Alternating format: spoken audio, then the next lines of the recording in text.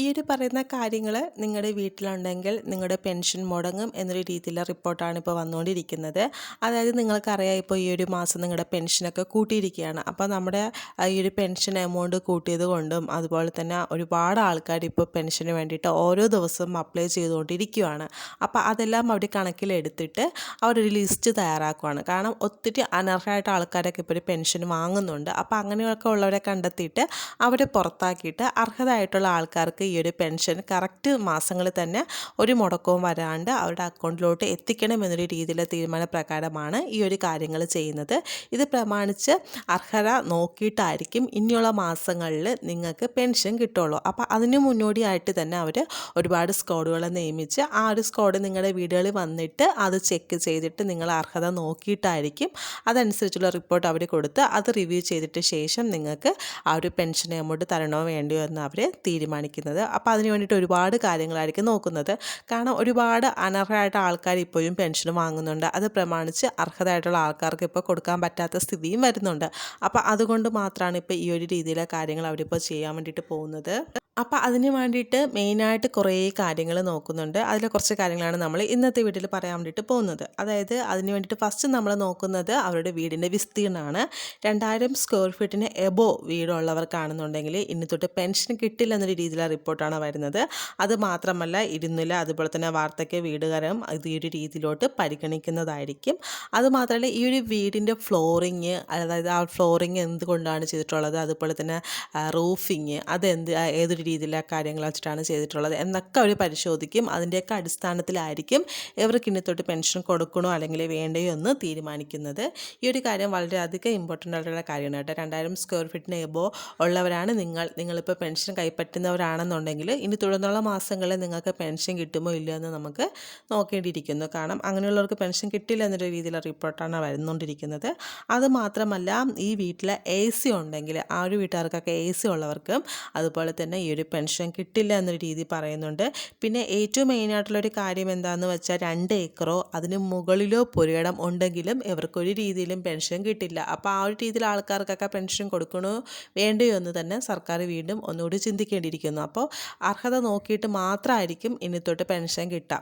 അതുമാത്രമല്ല നിങ്ങൾക്കിപ്പോൾ 4 ചക്ര വാഹനം ഉണ്ടെങ്കിൽ പോലും നിങ്ങൾക്ക് പെൻഷൻ കിട്ടില്ല എന്നൊരു രീതിയിലുള്ള റിപ്പോർട്ടും ഇപ്പോൾ വന്നുകൊണ്ടിരിക്കുന്നു. ഇതെല്ലാം പ്രമാണിച്ച് ഏറ്റവും മെയിനായിട്ടുള്ളൊരു കാര്യം എന്തെന്ന് വെച്ച് കഴിഞ്ഞാൽ നിങ്ങളുടെ വാർഷിക വരുമാനം തന്നെയാണ്. കാരണം വാർഷിക വരുമാനത്തിന് വളരെയധികം ഇമ്പോർട്ടൻസ് ഉണ്ട്. അത് പ്രമാണിച്ചായിരിക്കും ഇനിയുള്ള മാസങ്ങളിൽ നിങ്ങൾക്ക് പെൻഷൻ കിട്ടുക. അതായത് നിങ്ങളുടെ വാർഷിക വരുമാനം എന്ന് പറയുന്നത് ഇപ്പോൾ 1 ലക്ഷത്തിന് എബോ ആണെന്നുണ്ടെങ്കിൽ ഇനി നിങ്ങൾക്ക് ഒരു രീതിയിലും നിങ്ങൾക്ക് ആ ഒരു പെൻഷൻ കിട്ടണമെന്നില്ല. അതായത് നിങ്ങൾക്ക് ഇനി ഈ ഒരു പെൻഷൻ വാങ്ങണമെന്നുണ്ടെങ്കിൽ നിങ്ങളുടെ വാർഷിക വരുമാനം അത് 1 ലക്ഷം രൂപയ്ക്ക് താഴെ തന്നെ ആയിരിക്കണം. അങ്ങനെയുള്ളവർക്ക് മാത്രമായിരിക്കും പെൻഷൻ കിട്ടുക. ഇതൊരു വലിയ ഇമ്പോർട്ടൻ്റ് ആയിട്ടുള്ളൊരു കാര്യമാണ്. അപ്പോൾ ഈ ഒരു വാർഷിക വരുമാനം അവരെങ്ങനെയാണ് നോക്കുകയെന്ന് വെച്ച് കഴിഞ്ഞാൽ ഇപ്പോൾ വിവാഹിതരായ മക്കൾ ഒഴികെ ബാക്കി എല്ലാ സ്രോതസ്സും ഈ ഒരു വാർഷിക വരുമാനത്തിൽ അവർ ഉൾപ്പെടുത്തുന്നതായിരിക്കും. ആ ഒരു കാര്യം ശ്രദ്ധിക്കുക. ആ ഒരു കാര്യം അവർ നോക്കിയിട്ട് നിങ്ങളുടെ ആ ഒരു ടോട്ടൽ നിങ്ങളുടെ ആ ഒരു കാൽക്കുലേഷൻ എടുത്തിട്ട് നിങ്ങളുടെ വാർഷിക വരുമാനം അത് 1 ലക്ഷത്തിന് താഴെയാണോ അല്ലെങ്കിൽ അത് 1 ലക്ഷത്തിന് മുകളിലോട്ടാണോ പോകുന്നതെന്ന് അവർ ചെക്ക് ചെയ്യുന്നതാണ്. ആ ഒരു വാർഷിക വരുമാനം എടുക്കുമ്പോൾ 1 ലക്ഷത്തിന് താഴെയാണെങ്കിൽ മാത്രമായിരിക്കും ഇനി തുടർന്നുള്ള മാസങ്ങളിൽ നിങ്ങൾക്ക് പെൻഷൻ കിട്ടുള്ളൂ. അത് മാത്രമല്ല എങ്കിൽ മാത്രമായിരിക്കും നിങ്ങൾക്ക് ഈ ഒരു പെൻഷൻ വാങ്ങാൻ വേണ്ടിയിട്ട് അർഹത ഉണ്ടായിരിക്കത്തുള്ളൂ. എന്നാൽ ഈ ഒരു വാർഷിക വരുമാനം നിങ്ങൾക്ക് 1 ലക്ഷം രൂപയ്ക്ക് മുകളിലാണ് പോകുന്നതെങ്കിൽ നിങ്ങളുടെ ആ ഒരു പെൻഷൻ ഇനി തൊട്ട് കിട്ടില്ല എന്നൊരു രീതിയിലുള്ള റിപ്പോർട്ടാണ് വന്നുകൊണ്ടിരിക്കുന്നത്. കാരണം അർഹത നോക്കിയിട്ട് അർഹരായിട്ടുള്ള ആൾക്കാർക്ക് മാത്രമായിരിക്കും ഇനി തുടർന്നുള്ള മാസങ്ങളിൽ പെൻഷൻ കിട്ടുക. അപ്പോൾ ഈ ഒരു കാര്യങ്ങളൊക്കെ നിങ്ങൾക്ക് ചെക്ക് ചെയ്യുന്നതായിരിക്കും. അതിന് വേണ്ടിയിട്ടുള്ള കാര്യങ്ങളൊക്കെ ഇപ്പോൾ നടന്നുകൊണ്ടിരിക്കുകയാണ്. അതുപോലെ തന്നെ ഇതിന് പ്രമാണിച്ചാണ് ഒരുപാട് പേർക്ക് വരുമാന സർട്ടിഫിക്കറ്റ് വേണമെന്നൊരു രീതിയിലെ കാര്യങ്ങൾ വന്നിട്ടുള്ളത്.